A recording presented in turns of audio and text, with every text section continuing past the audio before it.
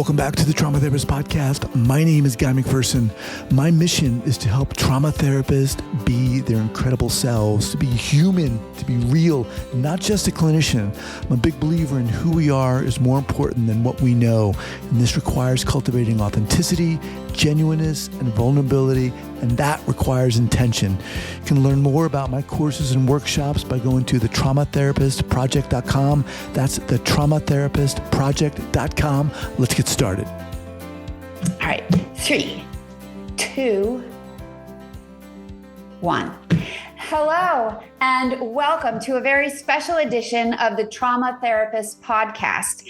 I am Michele Rosenthal, and today I have hijacked the host seat so that we can turn around the whole setup and put your good friend and mine, Guy McPherson, into the hot seat himself. I think that this man has done so much to help the trauma community, to help the professional community, the survivor community, to disseminate information and education and learning. And that is one of my biggest passions. And it occurred to me, we don't hear from him enough. So today, this is all about the Guy Show. So Guy, thank you so much for joining me. Thanks, Michele. I really appreciate you doing this. It's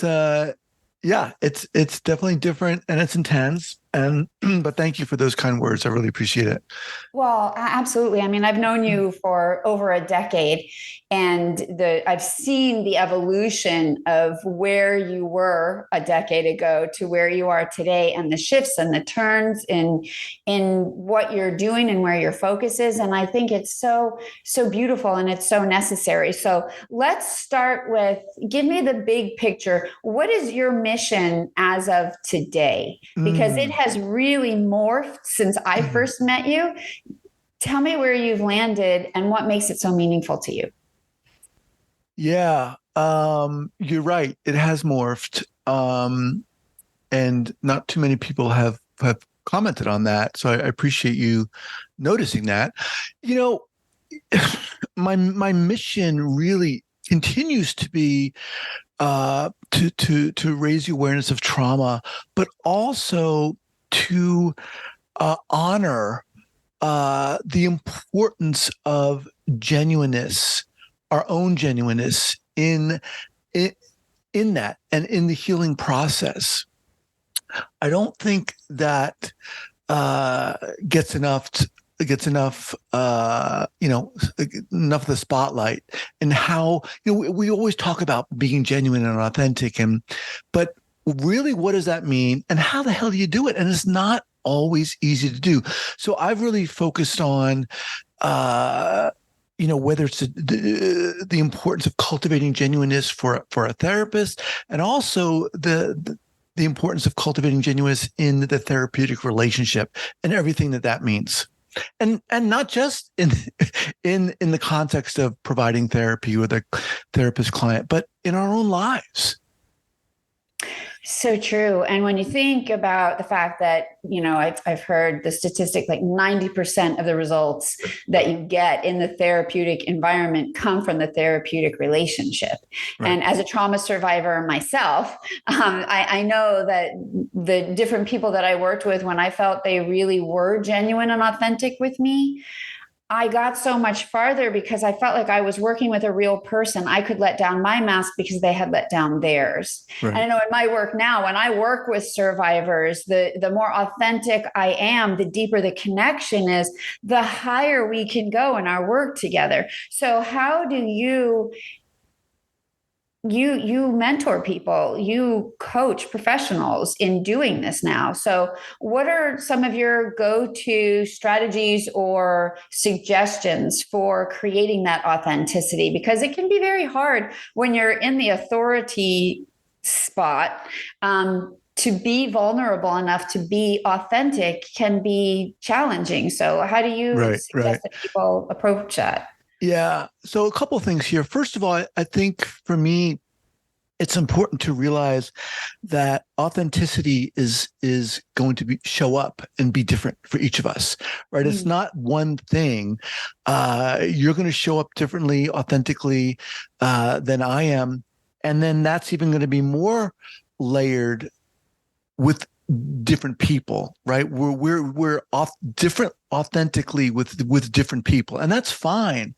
When I was in fresh out of graduate school, not unlike a lot of people, I thought I needed to be a therapist, and what that was, and for me, it was being really educated and knowing and having all the answers, and it just got in the way, and I didn't realize it until I was working in a clinic. We were assessing and treating young kids who were showing early signs of psychosis, and these kids would walk in with a list of symptoms and crazy behaviors, and you'd look at this and you go, oh my God. And then a week later, the actual kid would walk in, and it would just be this kid with a book in it under their arm or a stuffed animal. You're like, what is going on here? And meanwhile, when we get into the office and we'd have to administer this protocol, this assessment which was like 40 pages long. And who the hell wants to listen to that? And at one point I realized I wasn't communicating with this one kid. It was just like I was getting these monosyllabic answers and nothing was happening. And I threw the assessment down on the table, and I just said, look, let's just stop this, put this down here. And in that moment, I just kind of broke the whole container in a sense. And I was just like, I said to them, I said, look, what is it that the people out there in the waiting room, your parents, the therapists that you've seen before, that what are they not getting that they need to hear? And I threw away the assessment, and I just started communicating from myself, not someone who knew all the. So it's a lot of, understanding that we're all going through something. And I think as you mentioned, from this place of authority, it's inherent within the therapist-client relationship. There's this imbalance, but it's so important, I think, to establish that we're all going through something. We're all human. You as an expert, you might have more information, and that's great, but how is that communicated? How are we communicating as a human being? That's kind of the tip of the iceberg to answer your question. Yeah. And I think you bring up such a great point. I have worked with several therapists who were my clients, and they all expressed to me like they're healing their own traumas. But here's my question for you, because what I hear from them, and this is in the past couple of years, that they're very frustrated with the therapeutic model, the conventional therapeutic model. And a lot of them, since I'm trained in the coaching model, a lot of them are shifting to go get trained and certified as coaches, because they think that there's more of an opportunity for them to be who they want to be if they're in a coaching model versus a conventional therapy model. Are you witnessing that? What are your thoughts on that? Well, it's a really good question. And it's a tough one, because the difference between, if you ask a therapist or ask a coach to describe the difference, it's very difficult. It's a very gray area, but there is a lot of leniency with coaches because of what you just mentioned. Eugene Gendlin, who founded, it's not tapping, but he was a very famous therapist, and he talks about, if the importance of us being genuine, if we had to be smart, or if we had to be completely educated and know all the answers, we couldn't do that. But we each can be ourselves. And that's easy or simple, but it's not easy. Why is it not easy? Because it means that you and I have to do our own work, that we have to take the time and explore what the hell we went through, how bullying jacked me up, how my anxiety continues to jack me up. And not that there's anything kind of wrong with that, but when we get in the room, as Lisa Ferenc said, if you're in the room and you're working with someone and you're dealing with your own stuff, at that point, you're in the wrong room. You need to work on that stuff before you get into that room. And a lot of people get into this field for great reasons. But as soon as you say, well, as soon as you turn the light on them and begin inviting them to explore their own stuff, it's like, whoa, I'm here to help this person. I'm here to help educate and guide this other person. And that's really challenging for us to do. That is. And how do you think it combines with the desire to get results? Because do you think also like the desire to get results and to be the conduit of someone's transformation gets in the way of authenticity? Do you ever see that? Where someone's not feeling confident, I guess, in their abilities or not getting the results that they want. And so it impairs their ability to just be as authentic as you were in that moment. Like, let's just toss the assessment out and like, let's get real with each other. Do you see that? Well, I think, results, that word has to be defined. What does it mean to get results? Why is someone going into this field in the first place? If they're going into coaching in the mental health space, because again, a lot of people want to help, they want to heal, they want to fix, they want to prevent their client from, or any other client from going through what they've gone through. And when in reality, as a lot of my amazing guests have said, it's not your job to fix someone. It's not your job to take away their pain. Right. And when I heard that, I was like, whoa, it's your job, they would say, to be there, to witness, to guide them.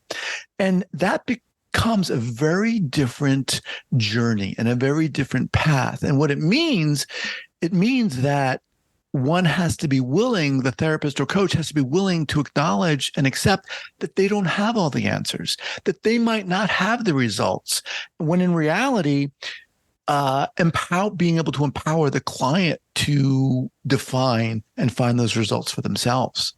Yeah, that's such a good point. Such a good point, because I think when we step out of our expectations or assumptions, we can get so much more authentic with people because we don't have an agenda. We're just being so present in the now, in that moment with them. And so let's flip to the other side. Like we've been thinking about and looking at it from the professional side and from the survivor side, from the client side. What do you see? Why is it that you're so passionate about authenticity in terms of the survivor/client?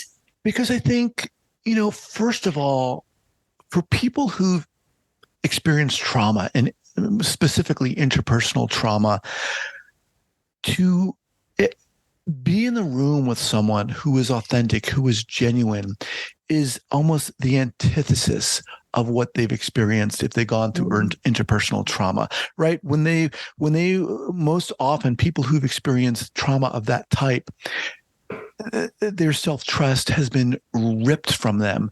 Their ability to be vulnerable and to trust another person has been ripped from them.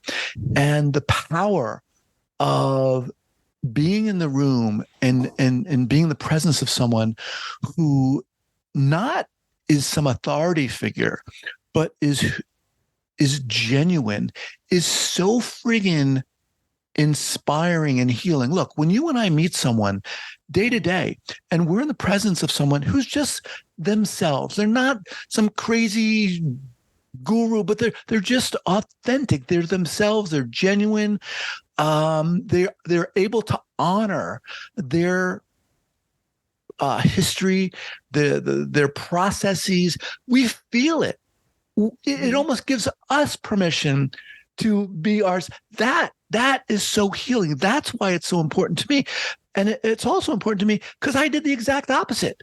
I felt I needed to be, some idea of this therapist and have all the answers. And, clients would come in and before they would come in, it's like, oh my God, this person's coming in. They have all, this symptom.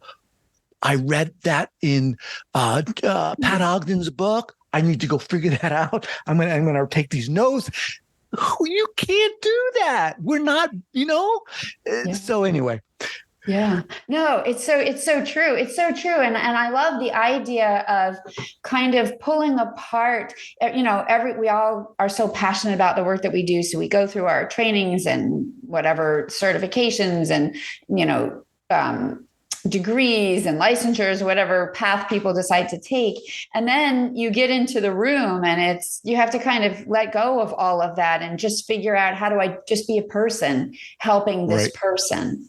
And that's challenging to do because, and listen, I'm not saying, I'm not discounting the benefits of education. Not at all. You've got to be educated, but like you're saying, to a certain degree, you can't have your suitcase filled with education clutched to your chest the way I did. It's like you've got to have it, by your side.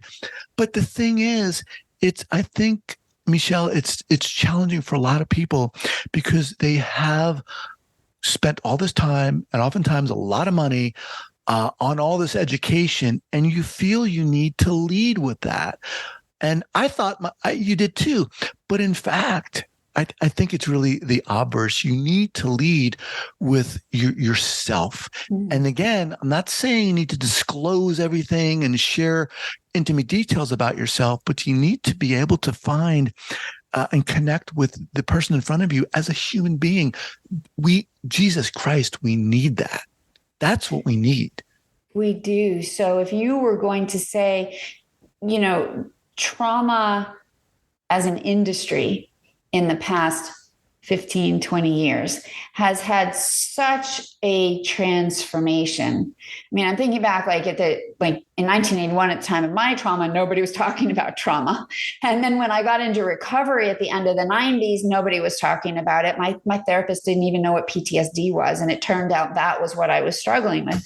So then I feel like since maybe 2006, 7, 8, 9, 10, I feel like the tide turned and books started coming out and speakers started emerging to really talk about what trauma is and PTSD and how we can actually heal it. It's not like this lifetime sentence. So I feel like if you and I look, and then the neuroscience just exploded to really show what was possible and what was really going on. So we could kind of detach and destigmatize the mystery around it all.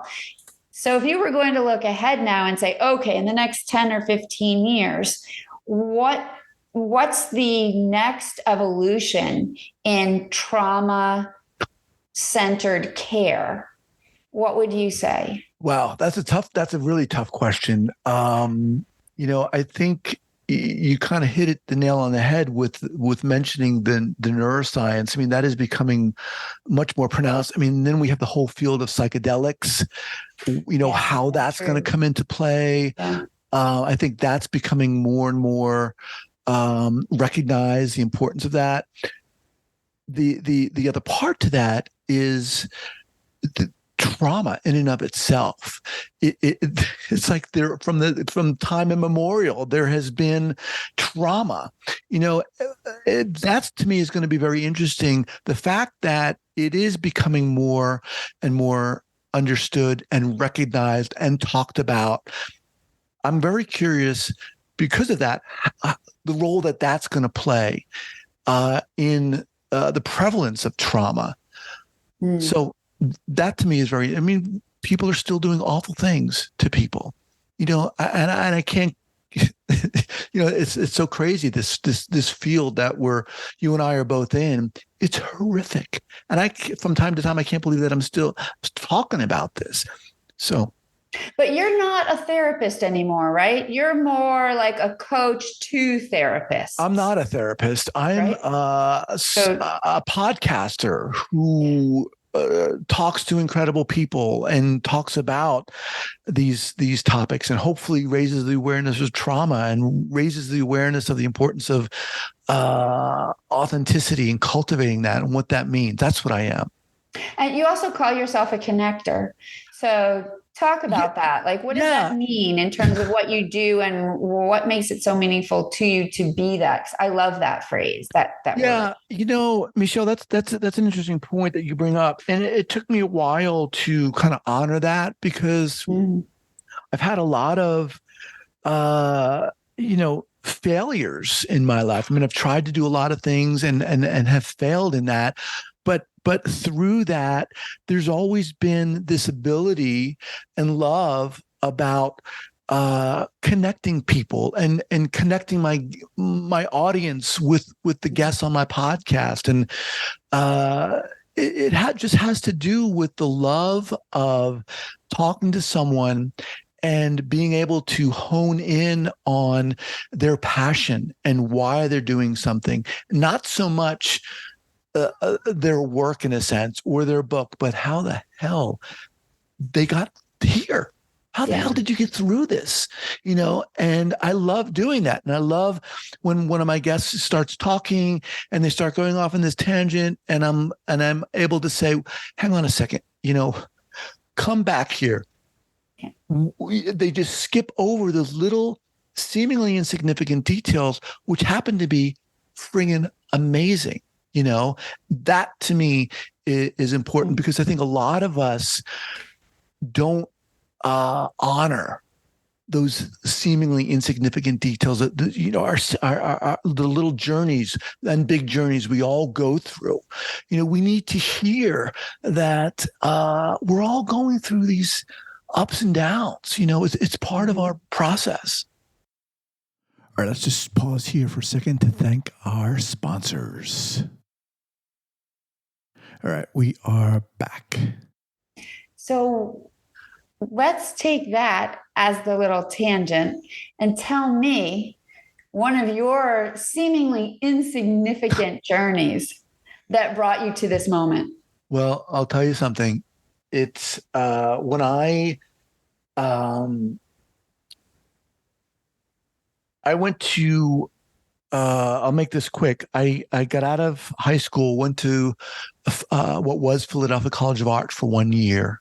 So art school, dropped out, started playing music, stopped that, started writing fiction for like 7, 8, 9 years. And then I got a phone call. So I was about 30. I was out of school for like 18 years, was writing fiction. And I got a phone call from an old friend of mine. And she was calling people to tell them that she had been living with AIDS for 9 years and didn't tell a lot of people. And here I am, I'm on this phone call.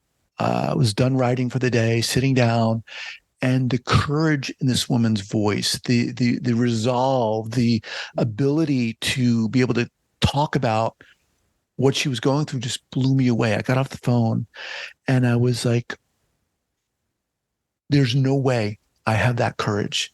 And it really made me think about where my own courage was, where my own guts were. And in that moment, I decided to stop what I was doing and to find it. So I went on these different courses. I went on this mountain climbing course and I went on this survival course out in the middle of the Utah desert. And I'm not a outdoor person at all, but in that course, that survival course, one of these participants got really sick, and myself and this other woman helped this guy. We dragged this guy. We encouraged this guy. And that was a moment where I was like, I want to help people in that type of situation, in that emergency, dire situation. So I came back and I said to myself, I'm going back to school. I want to become a doctor. I didn't say I was going to become a therapist.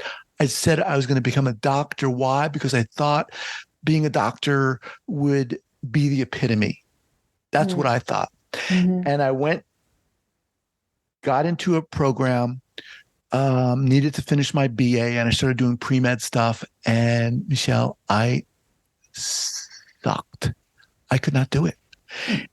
But what I did do is I was able to talk to my colleagues about the shit they were going through. So much so that people would come up to me and say, Guy, you know what? I don't want to insult you, but have you ever thought about becoming a therapist? And I was like, no. And the other thing I did was I put together a whole program to help support non-traditional students who were going through the program to get into medical school. Meanwhile, I was tanking all of these courses, but I did do that. And I did get this crazy award for that, which was crazy, but I didn't honor that. I didn't honor what that process was. And that to me was a big turning point for me, because I failed in part at what I wanted to do, but I discovered something, that this connector part of me that that in a sense came really easy to me, but I didn't honor it and didn't think it had any worth. Well, isn't that the biggest sadness? How often, and nobody tells you this when you're 5, 6, 10, or 15, which I wish they would, do the thing that comes easily, because Right. that's your path of least resistance, which is like the most glorious path to walk. It's the path of your most true self, where you don't have to work so hard. You're just naturally good at this thing. So what caused you to finally say, oh, well, I'm just naturally good at this, I may as well just do it? I went through the program. I got my undergraduate degree. Medical school was not in the cards. And I said, okay, what can I do with this? And so I decided to pursue clinical psychology. And it wasn't until I got through that program and got a job, and the job I was talking about, we were assessing and treating young kids who were showing early signs of psychosis, that I saw day in and day out how many of those kids had experienced trauma that had gone undiagnosed by the teachers, by the therapists, by the parents. And I was like, you've got to be kidding me. This is crazy. And something's got to be done here. So I decided to start a podcast. I mean, I've been commuting like literally an hour and a half, 2 hours each way in the car, listening to these podcasts, usually about entrepreneurs who were just like creating their own lives. And it was very empowering to me. And I started going through sensory motor psychotherapy program, and just felt I had a certain baseline of knowledge. Janina Fisher was a teacher at that point, and I thought, wouldn't it be awesome if Janina Fisher was here in the passenger seat, and she could coach me, and I could interview her. And I'd never started a podcast and never interviewed anyone, and that was it. And that's how I started. Isn't it funny? It's the thing that you had no background, no training to do, podcasting, I mean. And it's the thing that really became the conduit for what you were meant to be doing. Yeah. It's so beautiful. It's crazy, and it's still morphing for me, Michele, and really that basis is for me to challenge myself to honor who I am and what that means, and it keeps opening up, and it keeps evolving, and I keep getting inspired. And that to me is the most important thing, because I'm becoming less and less concerned about how the perception I have of myself, and more concerned about, can I honor who the hell I am, and how can I work with that? How can I make a difference? Well, how do you answer that? By just challenging myself to honor my process and my story. I think a lot of us go through life, and therapists a lot too, as if we're holding this like glass ball, right? This amazing, beautiful glass ball. And if we make a mistake, it's going to fall out of our hands and crash. Or if we squeeze it too tight, it's going to crash. Or God forbid, if we, again, make a mistake and we have to toss it to someone, we're scared to interact with it. When in reality, for me, it's become more about this. Instead of this like beautiful glass ball, it's this like beautiful hunk of clay, and we can grab it, and when we do stumble, it's going to get marred, and it's going to be really cool, and we can throw it. And that honoring that, having my life be more about that, and it's, to me, there's a lot of power in that and empowerment, but it's not always easy. It's not easy, because I realize I am putting myself out there to a certain degree, well, to a large degree, but I want to be inspired to create a platform where we are genuine and we are authentic, and honor, with the realization that that's going to be different for all of us, what that looks like. That's so true. So true. So I know we're limited on our time here, so I just have a couple of questions and then I'll let you go, with the caveat that, I might lasso you again. So part one. you have just, I love your vision and I love your dedication. So if you were going to offer like a how-to kind of process, like, I don't know, in like 3 steps or something. I'm circling back now to the beginning of our conversation. If there's a trauma therapist who's listening and really wants to be more authentic, but just doesn't, it's kind of like the theater, there's that fourth wall, and we're trained, I'm saying we, but I'm not really part of the conventional community, but I imagine you all are trained not to break it, because I have friends who were therapists and, they're very clear on, they're not supposed to talk about themselves and that kind of stuff. So if you were going to share some ideas about how to break that fourth wall with your client, how to cross that bridge into being more authentic and being comfortable with it, because those are 2 different things. You can tell someone how to do it, but that doesn't mean they're comfortable with it. Right. So what have you discovered that leads to that comfortability in that authentic space? And how would you recommend other people start to develop that? Yeah. And I think, right, that's an excellent question. And I think it's going to be different for different people. Not everyone is going to be comfortable sharing information about themselves. And I think that's something that one needs to listen to. And again, it's very important, I think, for people to hear that this is going to be different for each person and with each client, right? We have different family members that we have different relationships with, et cetera, et cetera. But I think one thing is to understand is to have the understanding that the person sitting across from you doesn't want a modality. They don't want a treatment. They want a friggin' human being. Yes, they want to be helped, but they want a human being. And it's about understanding what you are comfortable with sharing, what you are comfortable with, what element, what bit, what snippet you are comfortable with sharing with the person in front of you in that moment, right? It's about being in the moment and understanding that this is not for you to prove that you're some genuine therapist, but it's about being able to connect with the person sitting in front of you. And it's going to be different for each person. But go ahead. Sorry. Well, I would imagine, and when you're saying that it doesn't mean you have to reveal yourself so much as you just have to find a way to connect with them, to use the word that you have to be present.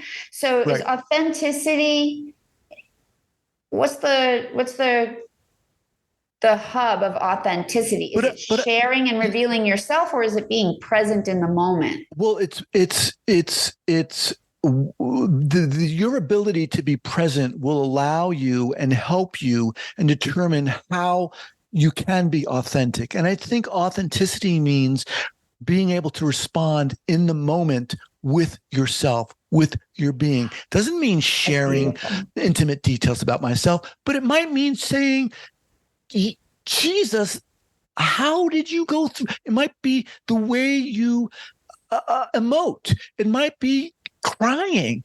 It might be saying, Jesus, maybe other people wouldn't do that, or maybe you feel like you shouldn't do that because that's not going to be very therapy. It means being a human being in the moment.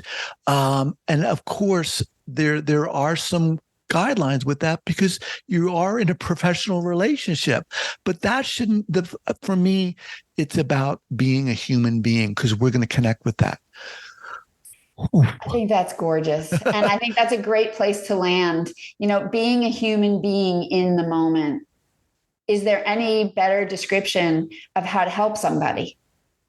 Right. Therapeutically or otherwise, but definitely, therapeutically. So, Guy, thank you so much for so authentically sharing yourself with me and your audience and letting us get to see you. You're always the man behind the mic, but it's nice to know the thoughts behind the man behind the mic. So thank you so much. And if people wanted to reach out to you or learn how to connect with you further, where would they do that? Just through the Trauma Therapist Podcast website or the Trauma Therapist Project website, they can do that. And how about for you? How would people going to find out about you? And you're also on Twitter because I'm on Twitter and Instagram and TikTok. Yeah, they can access that through my website. Yeah. But how about for you?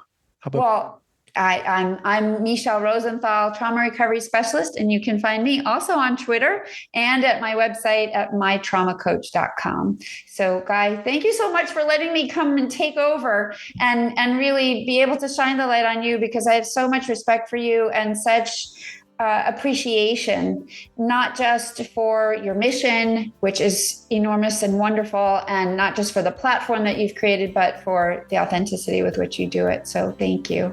Have a good night, a good day, wherever you are in the world. Enjoy. Thanks so much, Michele. Thank you.